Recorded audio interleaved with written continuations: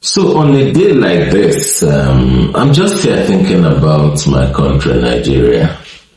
I'm just here thinking about our realities in 2024 because it seems that we don't seem to be having a better future.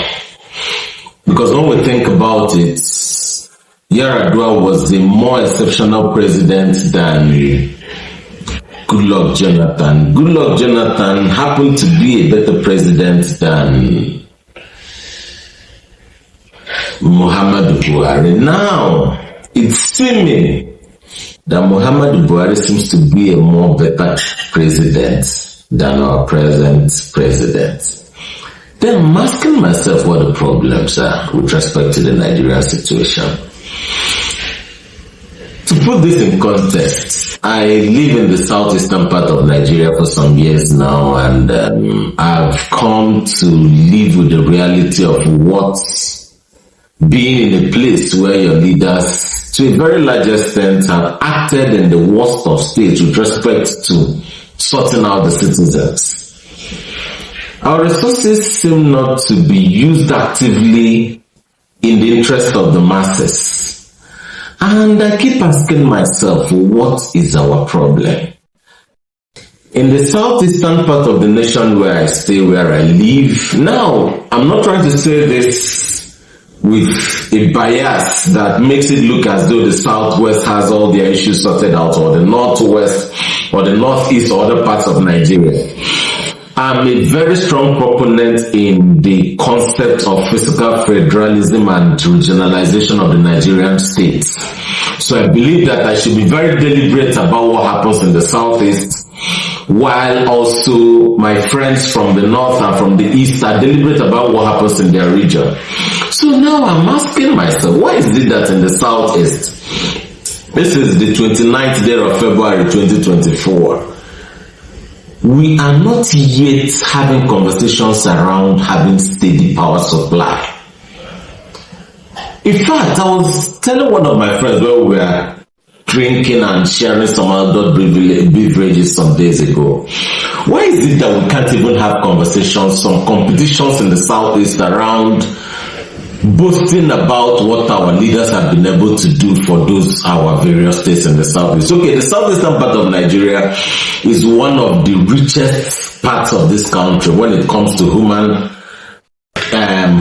developmental index, when it comes to human capital. We have it rich when it comes to agriculture also.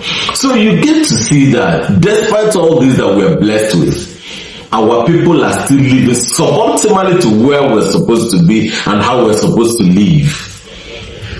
How do I even explain it that in the southeast, we don't have government hospitals that can compete globally?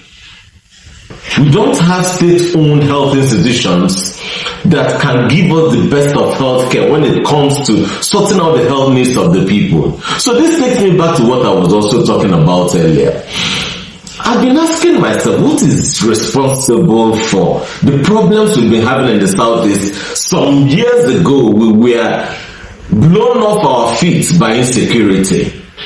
I can't go to visit my friends in their various communities because I'm scared of being kidnapped. Anambra was worst hit by this insecurity. And you can't also take away the fact that Anambra State is one of the richest states in the southeast. So the more they kidnap people here, the more they make a lot of money.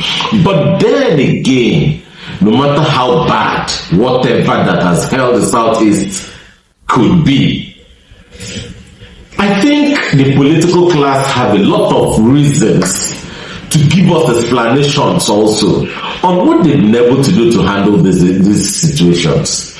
The truth remains that as it is now, things seem to be a little bit better security-wise, but then I don't think that things have actually been sorted out fully. With respect to the systems that have been put in place to make sure that our security apparatus in the southeast works the way it should. Now, why am I even talking about security? Security is the bane of development of every nation. But again, we need to talk about the fact that there is so many people are hungry. What do they resort to? They resort to crime to try to get what to eat. Not the fact that some of us cannot go into crime does not mean that some people have not been frustrated into criminal activities. So what I'm saying here is this: our political leaders in the Southeast need to stand up, take responsibility, and provide the Southeastern people watertight security. Asking for 24 hours power supply is not a big deal. Some days ago, a lot of noise, a lot of jubilation was going on in Abia State, and I also shared in that joy because I'm an Aba boy by every indices. And my joy was that there was a conscious step towards making sure that Aba people have 24 hours power supply. I know a lot of people have run with the narrative that there is not 24 hours power supply all over Aba. You and I know that it's not the truth. So that is why I believe that the governor, Dr. Alex Otti, has to be more deliberate in following through with geometric to make sure that they deliver this 24 hours power supply to Aba people. I want industrial clusters to happen in Aba. I want Aba to have medical facilities that can leverage on this power to crash the cost of service delivery in the health sector in Abia State. I want people to come into Aba to do business that will be exported to the world. I want the same thing to happen in the Nnewi. The Nnewi state is a sorry state. The road infrastructure will shock you because it is outrightly poor. Then when you look at the money that is made in the Nnewi and the infrastructure we see in the Nnewi, they seem to be at variance with each other. You're asking yourself, why is it so? Professor Charles Soludo, we know that you met a whole lot of rocks on ground. We know that. But Prof, we wish that you just do a little bit better for this town, in all sincerity. Because if Nnewi thrives, if Onitsha thrives, trust me, the Southeast is going to have a very big boom.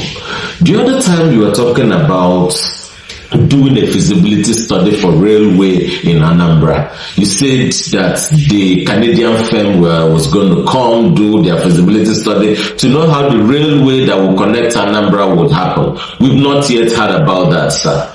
Prof, we are actively listening. We want to know what is going on. We want to understand that you people are really putting in the work. I know you're working. I know you're doing quite a lot. But we need to have that conversation. We need to understand what we are doing with Kohut also, with respect to the quality of healthcare that is being delivered by that institution. We want to have conversations around the quality of healthcare that is being given by the various southeastern state governments. We want to know what AFSUT is doing. We want to know what ESUT is doing.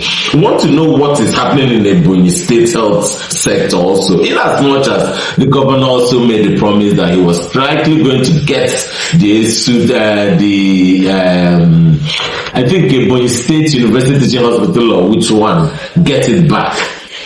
We want a Southeast that leverages on its ability to train people, that leverages on its ability to have a lot of medical schools or nursing schools to be able to export the best of quality to the world.